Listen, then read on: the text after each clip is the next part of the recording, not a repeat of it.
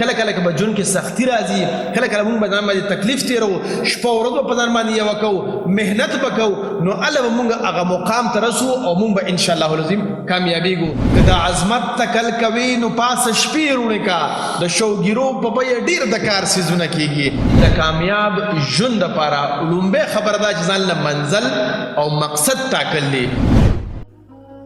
د خدای دپاره پښتنو سانونو پیژنئ ستاسو دپاره خو به ځان له پیغمبر نه راځي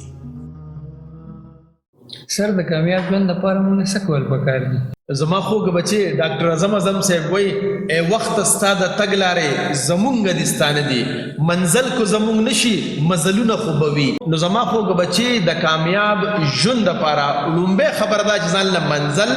او مقصد ټاکل دی نو چې ستاسو په ژوند کې یو واضحه مقصد وي اوس به دغه مقصد څنګه حاصلېږي کو تاسو سوچ کوئ بچې کله کله مونږ باندې په کور کې انګولې ډېر خوږ ولګي او ډېر ترسکون وي دا څه وجه وي په هغې کې چې کوم څیزونه مونږ اچولي وي دا د هغې کمال وي نو هغې کې چې کوم څیزونه اچول پکار وي یعنې ریسیپي هغه برابر وي د هغې ترتیب برابر وي چې په څونه اور باندې پخول وي هغه پکې برابر وي مالګه مساله مرچکې دا اوږه دا پکې برابر وي نو هغه کټوې او هغه انګولې ډېر مزېدار وي همدغه شانتې کو تاسو او موږ په خپل ژوند کې کامیابي غواړو نو د هغه کامیابۍ دپاره لومبۍ مقصد ټاکل دي او دغه مقصد به څنګه حاصلو د هغې دپاره یو ریسیپي وي کله کله که به ژوند کې سختي راځي کله کله موږ به ځان باندې تکلیف تېرو شپه ورځ به په ځان باندې یوه کوو محنت به کوو نو هله به موږ هغه مقام ته رسو او موږ به انشاءالله العظیم کامیابېږو نو ځکه خو عباسین صاحب وایي که د عظمت تکل کوي نو پاسه شپې روڼې کا